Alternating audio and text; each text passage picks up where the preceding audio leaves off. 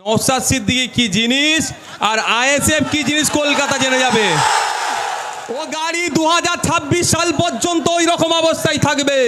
বিধানসভার গেটে ওই গাড়ি লাগিয়ে রেখে দেবো। মমতা ব্যানার্জি ঢুকবে আর বেরোবে, দেখবে ওর দলের গুন্ডারা কি করেছে একটা বিধায়কের গাড়িতে। ওর দলের গুন্ডারা একটা বিধায়ককে কিভাবে আক্রমণ করেছে। এই অবস্থায় গাড়ি 2026 সাল পর্যন্ত। নওশাদ সিদ্দিকী কি জিনিস, আব্বাস সিদ্দিকীর ছোট ভাই কি জিনিস, আজকে কলকাতা রাজপথ বুঝে যাবে। হয় ইস্পান নালে উসমার। আমার দাদু, আমি যার চতুর্থ প্রজন্ম, ব্রিটিশদেরকে খেদাও করেছে, তার রক্ত আমার গায়ে বইছে। বাংলায় অরাজকতা আমি হতে দেব না। আপনারা সব একটু ঘুরে যান, চৌরঙ্গি মোড়ে আমরা যাবো। চলো চৌরঙ্গি মোড় অবরোধ হবে, চলো গুলি ফুলি যা হবে দেখে নেবো, আমি আসছি। চলো চৌরঙ্গি মোড়, যতক্ষণ না আরাবুল অ্যারেস্ট হচ্ছে চৌরঙ্গি মোড় থেকে উঠবো না। চলো চলো, এই দিক থেকে কেউ নয়, সব ওই দিকে। চলো চৌরঙ্গি মোড়, চলো চৌরঙ্গি মোড়ে। আজকে মমতা ব্যানার্জির পুলিশের কত গুলি আছে দেখবো। চলো চৌরঙ্গি মোড়, চলো। ইনকলাব জিন্দাবাদ, ইন্ডিয়ান সেকুলার ফ্রন্ট জিন্দাবাদ, ইন্ডিয়ান সেকুলার ফ্রন্ট জিন্দাবাদ। আইএসএফ এর চেয়ারম্যান ভাঙড়ের বিধায়ক নওশাদ সিদ্দিকী জিন্দাবাদ। আইএসএফ এর চেয়ারম্যান আক্রান্ত হওয়া আমাদের চেয়ারম্যান নওশাদ সিদ্দিকী জিন্দাবাদ। নওশাদ সিদ্দিকী ভাইজান জিন্দাবাদ। শিরায় শিরায় রক্ত, শিরায় শিরায় রক্ত। বিধায়ক ভাইজানের উপর আক্রমণ করা হলো কার স্বার্থে? মমতা ব্যানার্জির জবাব দাও। বিধায়ক আক্রান্ত হচ্ছে কার স্বার্থে? মমতা সরকার জবাব দাও। ভাঙড়ের কর্মীরা আক্রান্ত হলো কেন? কাজের আরাবুল জবাব দাও। পুলিশের সামনে আক্রমণ কার স্বার্থে? পুলিশ তুমি জবাব দাও। দিকে দিকে বিরোধীদের উপর আক্রমণ হচ্ছে কেন? মমতা ব্যানার্জির জবাব দাও। দিকে দিকে গণ আন্দোলনের উপর আক্রমণ হচ্ছে কেন? পিসি ভাই জবাব দাও। এই জবাব তোমায় দিতেই হবে, এই জবাব তোমায় দিতেই হবে, এই জবাব তোমায় দিতেই হবে। ইনকলাব ইনকলাব ইনকলাবি জিন্দাবাদ, ইনকলাব ইনকলাব ইনকলাবি জিন্দাবাদ। এ ভাই জান জিন্দাবাদ, নওশাদ সিদ্দিকী ভাই জান জিন্দাবাদ। ভাই একটু আপনারা বসে যান, বসুন বসুন, বসে যান বসে যান, বসে যান। এখন প্রচুর গাড়ি আছে, ভাঙড় থেকে প্রচুর গাড়ি আছে, এখনো রাস্তায় আছে, আসছে। তবে একটা কথা মিডিয়ার মাধ্যমে, আইবির মাধ্যমে জানাতে চাইছি রাজ্যের পুলিশ মন্ত্রীর কাছে, এই প্রোগ্রাম শেষ হওয়ার আগে এই আরাবুল সহ জুলু সহ যে নেক্সাস টিমটা আমাদের কর্মীদের উপর আক্রমণ করেছে, তাদের যদি অ্যারেস্ট না হয়, নওশাদ সিদ্দিকী কি জিনিস আর আইএসএফ কি জিনিস কলকাতা জেনে যাবে। এখানে কতজন দাঁড়িয়ে আছেন বলুন তো, পুলিশের গুলি খেতে প্রস্তুত? হাত তুলে দেখান তো। প্রথম গুলিটা যদি আমার বুকে লাগে আপনারা খাবেন তো? হ্যাঁ খাবেন তো। আর আজকে যদি আরাবুল সহ যারা নেক্সাস টিম আছে, ওখানে পুলিশের ডিসি স্যার ছিলেন, তিনারা জানেন কারা, তার কথা অনুযায়ী আমি বেরিয়ে আসছিলাম। তিনি যেটা আমি বক্তব্যে বলবো, কিন্তু আমি এখান থেকে টাইম দিয়ে দিলাম, যদি না আজকে অ্যারেস্ট হয় প্রোগ্রাম শেষ হওয়ার পূর্বে, নওশাদ সিদ্দিকী কি জিনিস, আব্বাস সিদ্দিকীর ছোট ভাই কি জিনিস, আজকে কলকাতা রাজপথ বুঝে যাবে। হয় ইস্পান নালে উসমার। আমার দাদু, আমি যার চতুর্থ প্রজন্ম, ব্রিটিশদেরকে খেদাও করেছে, তার রক্ত আমার গায়ে বইছে। বাংলায় অরাজকতা আমি হতে দেব না, ভাঙড়ে অরাজকতা হতে আমি দেব না। কেন মার খেতে হয়েছে সময়ে বলবো। যারা গাড়ি থেকে আসছেন ভাই বসে যান, বসে যান, অনুরোধ করছি বসে যান। আমার গাড়ি আক্রান্ত হয়েছে, ও গাড়ি 2026 সাল পর্যন্ত ওই রকম অবস্থায় থাকবে। বিধানসভার গেটে ওই গাড়ি লাগিয়ে রেখে দেবো। মমতা ব্যানার্জি ঢুকবে আর বেরোবে, দেখবে ওর দলের গুন্ডারা কি করেছে একটা বিধায়কের গাড়িতে। ওর দলের গুন্ডারা একটা বিধায়ককে কিভাবে আক্রমণ করেছে। এই অবস্থায় গাড়ি 2026 সাল পর্যন্ত ওই গাড়ি একই অবস্থায় থাকবে। আর আমার ভালোবাসার মানুষেরা, আইএসএফের কর্মী সমর্থকরা এর প্রতি উত্তর গণতান্ত্রিক প্রক্রিয়াতে প্রতি পদে পদে দিয়ে দেবে। বলছি, আজকে আমাদের পার্টির প্রতিষ্ঠা দিবস, আপনারা সবাই জানেন। আর আজকে যদি পার্টির শেষ দিন হয়, অসুবিধে কারো আছে? হ্যাঁ, কারো অসুবিধা আছে?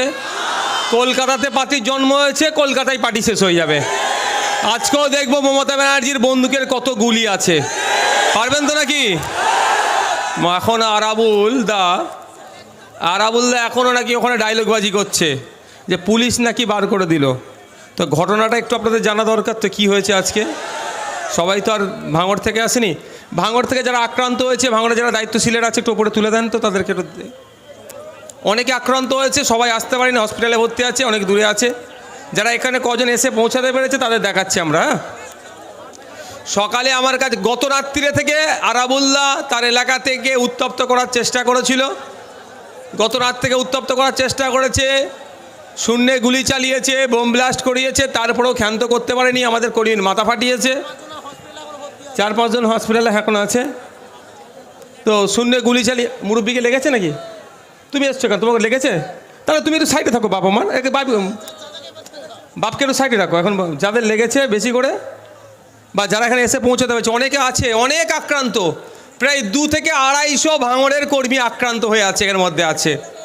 আরও বেশি তো কম নয়, আরও বেশি তো কম নয়। খোঁজ আসলো থানাকে, বড়বাবু কেএলসিকে ফোন করলাম যে স্যার ওখানে এই সমস্যাটা হচ্ছে, একটু দেখে নিন যাতে করে আমাদের প্রোগ্রামে যারা গাড়ি আসছে ঠিক হয়।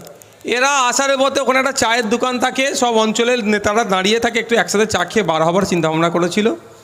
তার উপরে এদের উপরে আক্রমণ চালাই, বোম মারে, মারধর করে। থানাকে জানানোর পরে থানা থেকেও সেই রকম, কেএলসি থানা সেই রকম পদক্ষেপ নেয়নি। আমার কাছে ভিডিও আছে, একজন ভিডিও করেছে, ওখানে জুলুদাকে যেন জামাইয়ের জামাইয়ের মতো খাতির করে হয়ে যায়, সেটা সরে যান না। কিন্তু ওই জুলুদার নেতৃত্বে সব হয়েছে।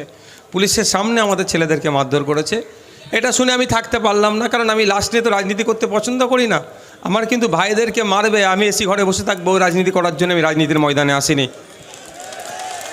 আমি পৌঁছাবার চেষ্টা করলাম যে যাতে করে আমাদের ছেলেদেরকে অন্তত কলকাতামুখী করা যায়।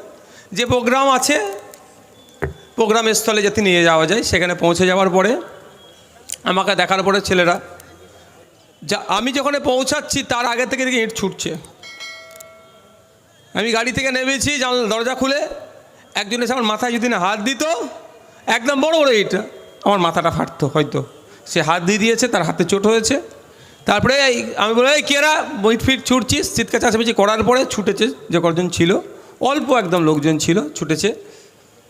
ছুটার পরে আমি আবার মাইকটা নিয়ে, স্বাভাবিক আমাদের ছেলেরা তখন উত্তেজিত, এত মার খেয়েছে, মাইকটা নিয়ে আমি কন্ট্রোল করছিলাম যে কোনো পাবলিক প্রপার্টি থেকে শুরু করে কারো সম্পত্তিতে তৃণমূলের অফিসেও হাত দেবে না। ঠিক খানিকক্ষণ পরে দেখলাম আমাদের কাছে যে তৃণমূলের অফিসটা আছে, একটা কাঁচের অফিস, কাঁচের দরজা দিয়ে অফিস, সে অফিসটি অক্ষুণ্ণ। আর আরাবুল্লাহ যে অফিসে যে উঠা বসা করে, সেই অফিসে দেখি ধাউ ধাউ করে আগুন লেগে গেছে। মানে বুঝতে পারছেন, আরাবুল্লাহর সিনিয়র লিডার তো, ঠিক কেমনভাবে লাগালে দোষটা আমাদের ঘাড়ে পড়বে না, ঠিক আইএসএফের ঘাড়ে দেওয়া যায়, সে চক্রান্ত করেছে। পানির একদম পুরো ফায়ার ব্রিগেডের গাড়িও রেডি ছিল। ওরে বাবা, গাড়িও রেডি ছিল। বিশেষ কোনো অল্প টাইমের মধ্যে গিয়ে সেই সাইরেন বাজাতে বাজে এসে হাজির, যা করছে করুক। তারপরে আমি আমার যথারীতি আমাদের যারা ছিল কর্মীরা গাড়িগুলোকে পাস করছি। পাস করতে করতে অল্প কিছু আছে, তারপরে দেখি কিছু 10-15টা তৃণমূলের ঝান্ডা নিয়ে আমাদের দিকে এগিয়ে আসছে। পুলিশ এসে দাঁড়ালো, যে ওরা প্রতিরোধ হ্যান করবে। পুলিশের কেএলসি থানার বড়বাবু বললেন, তখন আমাদের 200-300 কর্মী আছে, যে আপনারা কর্মীগুলোকে চলে যেতে বলুন, আমরা ওদেরকে পাস করে দিচ্ছি। আমি বললাম যে ওরা আমাদেরকে মারলো, আর ওরা এসে দাদাগিরি করছে, আর আমাদেরকে ঠান্ডা করছেন কেন? ওদেরকে রাস্তা থেকে সরান, তাহলে আমাদের কর্মীরা চলে যাবে। তারপরেও একাধিক অফিসার, অনেক বাবার বয়সী না হলেও মোটামুটি অনেক সিনিয়র অফিসার, অনেক সিনিয়র অফিসার আমার কাছে রিকোয়েস্ট করলেন যে এক পক্ষকে তো শান্ত হতে হবে, আমি আপনাদের কাছে রিকোয়েস্ট করছি, পুলিশ হিসাবে নয় মানুষ হিসাবে রিকোয়েস্ট করছি, আপনি আপনার সমর্থকদেরকে গাড়িতে তুলে দিন। সমর্থকদেরকে বুঝিয়ে বাজিয়ে চিৎকার চেঁচামেচি করে অনেক দিন লাইভে দেখতে পাবেন আমি আমার সমর্থককে চড় মেরেছি, অনেক লাইভে এসে যাবে দেখতে পাবেন। চিৎকার চেঁচামেচি করে গাড়িতে তুলে দিলাম, তুলে গাড়ি স্টার্ট দেবো, ওই সময় দেখি ওই দিক থেকে আরাবুল্লাহ তখন চলে এসছে ফিল্ডে। আরাবুল্লাহর নেতৃত্বে আগে ছিল জুলুদা আর খয়রুল্লাহ, আর ওনার ছেলে এই আগের একটা পার্টি অফিস আছে ওই জায়গাটার নাম ভুলে যাচ্ছি, ওখানে বোম চার্জ করেছে। তো ও আরাবুল্লাহর নেতৃত্বে এবার ওখান থেকে কাঁচের বোতল ছুঁড়ে আসছে, অনেক পুলিশ ভাইয়েরও গায়ে লেগেছে। তখন আমাদের ছেলে আরও ক্ষিপ্ত হলে নেবে, হই হই করার পরে আমি আবার তাদেরকে ঠান্ডা করলাম। ইতিমধ্যে ডিসি স্যার এসে হাজির হলেন, সম্ভবত গৌরব লাল নাকি নাম আছে। ডিসি স্যার আসলেন, আমাদের বুঝাচ্ছেন। আমি আবার বললাম যে আপনি আমাদের বুঝিয়ে কী করবেন, যারা মারধর করছে তাদেরকে বোঝান, তাদেরকে আপনি সরান না। ঠিক আছে আপনি গাড়িতে উঠে যান। আমি বললাম আমি গাড়িতে উঠতে পারি, দুটো শর্ত আছে আমার। প্রথম শর্ত হচ্ছে আমার কোনো কর্মী ভাঙড়ের তারা আক্রান্ত হবে না, এই দায়িত্ব আপনাকে নিতে হবে। এবং যারা এই আরাবুল্লাহ, এই ওর নামটা কী রে বাবা, জুলুদা, খয়রুল্লাহ বা আরাবুল্লাহ ছেলে যারা এই কাজের সাথে যুক্ত, এদেরকে অ্যারেস্ট করতে হবে। উনি আশ্বস্ত করলেন যে আমরা দেখছি এটা কি করা যায়। ঠিক আছে, আমার দুটো গাড়ি, প্রথম দুটো বাস আর একটা ছোট হাতি। ওই মহসিন দানা কি একজন ছিল, হ্যাঁ উনিও ছিলেন, অনেকজন ছিলেন, সব নামগুলো আমি পরে যাচ্ছি, মানে আমি তো সবাইকে চিনি না। হ্যাঁ, তো ও দুটো বাস একটা ছোট হাতি গাড়ি পার হচ্ছিল, ওই সময়তেও ইট ছুঁড়েছে, ইট ছুঁড়ে আমাদের একজনের আবার গুরুতর চোট হয়। তারপরে আমি বার হচ্ছি, প্রায় 150-150 আশপাশে পুলিশ ফোর্স ছিল। ঠিক আছে, পুলিশও 150 মতো আশপাশে ছিল, আমাকে ব্যারিকেড করে নিয়ে যাবে বলে। আমি বললাম স্যার আমার গাড়িতে আক্রমণ হবে না তো, আমি একটু করেই বললাম যে ওনারা এত আশ্বস্ত করছে, কারণ তৃণমূলের কাছ থেকে তো না ভরসা পাওয়া যায় না, তো আক্রান্তর ভয়ে আমি আসিনি। ডিসি স্যার আমাকে বললেন আপনি এখান থেকে চলে গেলে বাকিটা আমি সামনে নেবো। ঠিক আছে, ডিসি স্যার বলছেন। তার আগে শুনিয়ে রাখি আমরা বেশ কয়েকদিন আগে রাজ্য পুলিশের যিনি সর্বোচ্চ ঊর্ধ্বতন কর্তৃপক্ষ ডিজি স্যারের কাছে আমাদের কাছে আতঙ্ক ছিল। আমাদের রাজ্যের ভিন্ন এলাকা থেকে আমাদের যারা সমর্থক এই প্রোগ্রামে আসবে তাদের উপর আক্রমণ আসতে পারে। স্পেসিফিক উত্তর 24 পরগনা, দক্ষিণ 24 পরগনাকে ইন্ডিকেট করে আমরা কিন্তু ডিজি স্যারকে মেল করে রেখেছিলাম। এর জবাব দিয়ে কিন্তু ডিসি স্যারকে করতে হবে, যে আপনাকে মেল করে রাখার পর এবার উত্তর 24 পরগনা, দক্ষিণ 24 পরগনায় সমস্যা বেশি হতে পারে, যথেষ্ট নিরাপত্তা প্রদানের জন্য তার কাছে আমরা আর্জি করেছিলাম। তো আমার গাড়িটা যখন আসছে পুলিশ সব দাঁড়িয়ে আছে, ভিডিও আমার কাছে আছে, বা আমার অনেক ছেলেরাই ভিডিও করেছে, দাঁড়িয়ে আছে পুলিশের ব্যারিকেড ভেঙে, মানে এমনি পুলিশের ব্যারিকেড ভেঙে আমার গাড়িতে ধাক্কি, কাঁচ যদি আমার নামানো থাকতো আমাকেও তো দিত, ওটা করে ক্ষান্ত হয়নি। দেখি একের পর এক ইট ছুটছে, ভয়ঙ্কর ইট ছুটছে। তার আগে তো আমার হাতে যখন আমি নেমেছি মাথায় হওয়ার আগে ওখান থেকে যখন তাড়া কাটাচ্ছিলাম, আমাদের ছেলে আমাদের চিৎকার চেঁচামেচি করেছে, তখন র্যাম্পার্টির এসছে, ওখানে সব ভিডিও ফুটেজে দেখতে পাবে, থানার ভিডিও ক্যামেরা লাগানো আছে। আমার হাতে চোট হয়েছিল, ওই জন্য আমি কাঁচটা তুলে রেখেছিলাম যে এই হাতে যদি আমার ঝেড়ে দেয় ডবল লেগে যাবে। তো র্যাম্পার্ট ইট ছুড়ার পরে আমার গাড়ির কাঁচ ভেঙেছে, সামনে পিছনের সাইডের কাঁচ ভেঙেছে।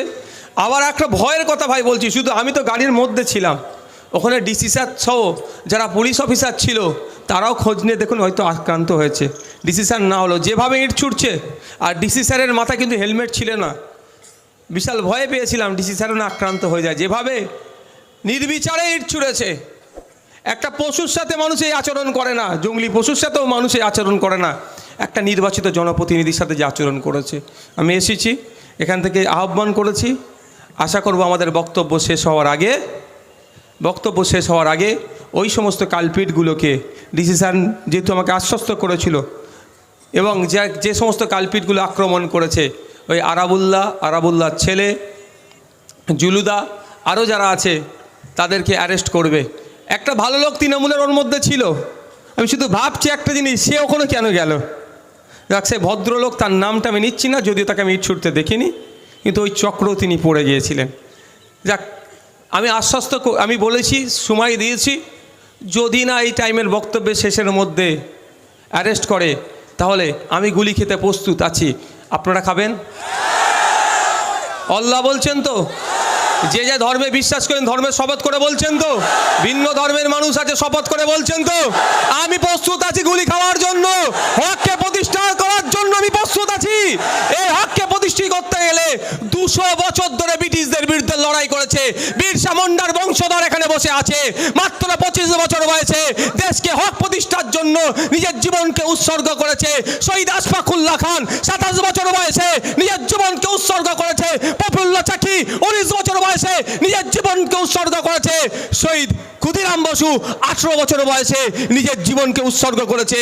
এখানে অনেক প্রীতিলতা আছে, প্রীতিলতা অদ্দেদার মাত্র 24 বছর বয়সে নিজের জীবনকে উৎসর্গ করেছে। শহীদ ভগৎ সিং মাত্র 24 থেকে 25 বছর বয়সে জীবনকে উৎসর্গ করেছে এই ব্রিটিশদের হাত থেকে, তাদের কালো হাত থাবা থেকে দেশকে মুক্তি দিয়ে সুন্দর এক সমাজ ব্যবস্থা দেবে। এক সংবিধান দিয়েছে বাবা সাহেব আম্বেদকরের মাধ্যমে আমরা পেয়েছি, যেখানে মানুষ তার নাগরিক অধিকার পাবে, গণতন্ত্র প্রতিষ্ঠিত হবে, গণতান্ত্রিকভাবে মানুষ তার দেশ ক্ষমতার দায় স্বপ্ন দেখবে, গণতান্ত্রিক প্রক্রিয়ায় মানুষের উপকার করে মানুষের পাশে থাকবে। সেই গণতন্ত্র আজকে ভুলণ্ডিত হচ্ছে, এর শেষ দেখে আজকে আমি ছাড়বো। আপনারা রাজি আছেন তো? কি করতে হবে না করতে আমি বলে দিচ্ছি। সব থেকে বড় কথা বললাম, গুলি খেতে হবে। অসুবিধা আছে? আমরা যদি এখানে আমি বসে থাকি, আপনারা বসে থাকবেন তো? পুলিশ যদি অ্যারেস্ট করতে আসে ভয়ে পালাবেন নাকি? আমাকে প্রথমে অ্যারেস্ট করবে, তারপরে আপনাদেরকে করবে। যদি আমি জেলে যেতে পারি, আপনারা অসুবিধা আছে? অসুবিধা নেই তো? ঠিক আছে, বাহ, ভেরি গুড। আমি প্রস্তুত আছি। বক্তব্য ভাই অনেক দেওয়ার ছিল, সেই মন মানসিকতা নেই আমার হাতে, কিন্তু প্রচণ্ড যন্ত্রণা হচ্ছে ট্যাবলেট খাওয়ার পরেও, সেই মন মানসিকতা নেই। তারপরেও বলছি, আমার ওপর আক্রমণ হচ্ছে কেন? আইএসএফের উপর আক্রমণ হচ্ছে কেন? আমি হিন্দু ভাইদের দেবত্ব সম্পত্তি এই সরকারের আমলে এসে লুট হয়ে যাচ্ছে, এর বিরুদ্ধে বলছি বলেই আক্রমণ নেমে আসছে। আমি ওয়াকাফ প্রপার্টি বেহাত হয়ে যাচ্ছে সরকারের আমলে, এর বিরুদ্ধে বলছি বলেই আমার উপর আক্রমণ আসছে। হিন্দু বোন, হিন্দু মা টেট পরীক্ষা দিতে গেছে, তার শাখা পাকা খুলেনি, শাখার পালা খুলে তাকে পরীক্ষা কেন্দ্রে যেতে কেন হলো, এর বিরুদ্ধে যখন বলছি আমার উপর আক্রমণ নেমে আসছে। আমি যখন বলছি আমার এক বোন মাধ্যমিক পরীক্ষা দিতে গিয়েছে, তার হিজাব তাকে খুলে মাধ্যমিক কেন্দ্রে কেন যেতে হলো, এর তার ধর্মীয় স্বাধীনতায় কেন হস্তক্ষেপ করা হলো, যখনই এটা বলছি আমার ওপরে তখন আক্রমণ নেমে আসছে। এই বলা কি আমি বন্ধ করে দেবো? বন্ধ করে দেবো নাকি? আপনারা বারণ করলেও আমি করব না, কারণ আমি তার চতুর্থ প্রজন্ম, আমি তার উত্তরসূরি। তিনি ব্রিটিশদের বিরুদ্ধে একইভাবে লড়াই করে বাংলার অগণিত মানুষকে লড়াই উদ্বুদ্ধ করেছিলেন। সেই ফুরফুরার পীর আবু বকর সিদ্দিকের আমি বংশধর। আমার চোখের সামনে অসাংবিধানিক কর্মকাণ্ড হয়ে যাবে, অগণতান্ত্রিক কর্মকাণ্ড হয়ে যাবে, গণতন্ত্রকে হত্যা করা হবে, আমি মেনে নেব? নেভার। আমি এটাকে মেনে নিতে পারি না, প্রতিবাদ করব। আমার অপরাধ কি? দেউচাতে অবৈধভাবে আদিবাসী ভাইদের উচ্ছেদ করে দেওয়ার চিন্তা ভাবনা করছে, তার পাশে যে দাঁড়াচ্ছে, এটাই আমার অপরাধ হয়ে যাচ্ছে। ফারাক্কাতে, বানিয়াটোলাতে ওখানে কৃষক ভাইদের লিচু গাছ থেকে শুরু করে বড় আম গাছ কেটে ধ্বংস করে সেখানে আদানিদের হাই টেনশন লাইট নিয়ে যাবে, তাদের করতে চান না পাচ্ছে, তার পাশে দিয়ে দাঁড়াচ্ছি বলি আমার অপরাধ হয়ে যাচ্ছে। আমার অপরাধ হয়ে যাচ্ছে এই ধর্মতলার চত্বরে, এই আপনার গান্ধী মূর্তি থেকে শুরু করে মাতঙ্গিনী হাজরাত চত্বরে, মূর্তির চত্বরে এখানে হবু শিক্ষক শিক্ষিকারা তারা তাদের অর্থ না থাকার জন্য, মেধা থাকার পরও তাদের মেধাকে বিক্রি কেন করা হলো? তাদের পরিবর্তে এমন লোককে চাকরি দেওয়া হচ্ছে, এত অপদার্থকে চাকরি দেওয়া হচ্ছে। ভারতবর্ষের রেখা মানচিত্রে আজাদ কাশ্মীরকে চিহ্নিত করার মতো এত ভয়ঙ্কর অপরাধ করছে কেন? সেই প্রশ্ন যখন করছি আমাদের উপরে আক্রমণ নেমে আসছে। বলছে আজাদ কাশ্মীর, ভাই কাশ্মীর ভারতবর্ষের অবিচ্ছেদ্য অংশ, তো অবিচ্ছেদ্য অংশ। আজাদ কাশ্মীর বলছে কেন? যারা এই মাধ্যমিক শিক্ষা পরিষদের কোশ্চেনে যেটা নিয়ে আসলো তাদের বিরুদ্ধে আচ্ছা মমতা ব্যানার্জি সরকার কি আইনত পদক্ষেপ নিয়েছে বলতে পারবেন? কেন নেয়নি? যখনই বলছি তখনই আবার আক্রমণ নেমে আসছে। ভাই আমি প্রোগ্রাম ছোট করব। আর একটা কথা, এখানে তো একটা হেস্তে নাস্তে হবেই, এখানে তো হবেই। আর সাথে সাথে আমার ভাঙড় থেকে যে সমস্ত যোদ্ধারা এসেছেন, আমি আপনাদের বলবো, আপনাকে আমি নওশাদ সিদ্দিকী, সে রাত 10টা হোক 12টা হোক, যখন সমস্যার সমাধানটা হবে আমি আপনাদের সামনে থেকে গিয়ে আপনাদের বাড়ি পৌঁছে দিয়ে আসবো। ভাঙড়ে আজকে আমি থাকবো গিয়ে। মরতে হয় নওশাদ সিদ্দিকী মরবে, যবে এখানে সমস্যার সমাধান হলে তারপরে যাব, তার আগে কিন্তু আমি যাব না। ওরাই কালপিটগুলো অ্যারেস্ট হবে, তারপর এখান থেকে উঠবো। যাক, আপনাদের প্রত্যেককে বলছি, অনেক ভাই বলার ছিল। সাংবাদিক বন্ধু যারা এসছেন তাদেরকে ধন্যবাদ জানাই। যখন আমাদেরকে মারধর করেছিল তখনই আপনারা ফুটেজ দিয়ে অন্তত বাংলার মানুষকে দেখাতে পেরেছিলেন যে আইএসএফের কী ওপরে অত্যাচার চলছে। ভাঙড়ের মা বোনেদেরকে, যোদ্ধাদেরকে সম্মান জানাই। আজকে আপনারাই আমাকে বিধায়ক বানিয়ে বিধানসভার মধ্যে লড়াই করার মতো সেই বাংলার অগণিত মানুষের কণ্ঠ হয়ে পাঠাতে পেরেছেন ভাঙড়ের মা বোনেরা, বাপ ভাইয়ের, আপনাদের ধন্যবাদ জানাই। ক্যানিং পূর্বের মানুষকে ধন্যবাদ জানাই, যার বাড়ি ঘর ভাঙচুর করে দেওয়ার পরেও, যার সব কিছু লুট করে দেওয়ার পরেও এখনো যারা আইএসএফের ঝান্ডা ধরে ঘুরছে, সেই সমস্ত ভাইগুলোকে, মাগুলোকে, বোনগুলোকে আমি স্যালুট জানাই, ধন্যবাদ জানাই। আমি বক্তব্য শেষ করছি। আপনাদের বলবো, মাস্টার সাহেব ঘোষণা দেবেন, আমি দেবো? হ্যাঁ, আপনারা সব একটু ঘুরে যান, চৌরঙ্গি মোড়ে আমরা যাবো। চলো, চৌরঙ্গি মোড় অবরোধ হবে। চলো, গুলি ফুলি যা হবে দেখে নেবো, আমি আসছি। চলো চৌরঙ্গি মোড়, যতক্ষণ না আরাবুল অ্যারেস্ট হচ্ছে চৌরঙ্গি মোড় থেকে উঠবো না। চলো চলো, এই দিক থেকে কেউ নয়, সব ওই দিকে। চলো চৌরঙ্গি মোড়, চলো চৌরঙ্গি মোড়ে। আজকে মমতা ব্যানার্জির পুলিশের কত গুলি আছে দেখবো। চলো চৌরঙ্গি মোড়, চলো। কেউ বাড়ি নয়, সবার বাড়িতে পরিবার আছে, আমার বাড়িতেও পরিবার আছে। আমি আমার সুখের জায়গা ছেড়ে দিয়ে জায়গায় এসেছি শুধু আপনাদের জন্য। আপনাদের নাগরিক অধিকার হরণ হচ্ছে বলে আমরা চৌরঙ্গি মোড় অবরোধ করব, যতক্ষণ না পর্যন্ত ওই সন্ত্রাসবাদীগুলোকে, ওই সন্ত্রাসীগুলোকে, যারা গণতন্ত্রকে হত্যা করছে, যতক্ষণ না পর্যন্ত অ্যারেস্ট করা হচ্ছে সেখান থেকে উঠবো না। যারা চৌরঙ্গি মোড়ে যাচ্ছেন গিয়ে বসে পড়ুন। চৌরঙ্গি মোড়ে যাবেন আর বসে পড়বেন। পুলিশ অ্যারেস্ট করলে আমি যাচ্ছি, আগে আমাকে ধরবে তারপরে আপনাকে ধরবে, কোনো কথা নাই। এখানেই আজকে দরকার লাগলে স্টেজ হবে, এখানেই আজকে আমরা বসে থাকবো, সারা রাত পার করবো চৌরঙ্গি মোড়ে। চলো।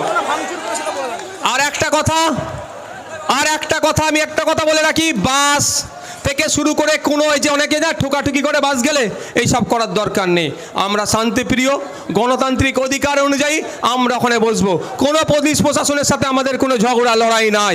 আমাদের সাথে লড়াই রাজনৈতিকভাবে, গণতান্ত্রিকভাবে ওই সমস্ত রাজনৈতিক কারবারিদের সাথে। কেউ কোনো বাসে এতে হাত দেবেন না, গিয়ে চৌরঙ্গি মোড়ে আপনারা বসে যান, আমিও যাচ্ছি। চলুন ভাই, যারা আছেন এখানে দাঁড়িয়ে কি করছেন? চলুন চলুন, ওয়াদা করলেন গুলি খাবেন, দাঁড়িয়ে থাকলে হবে? চলুন চলুন, হ্যাঁ চলো।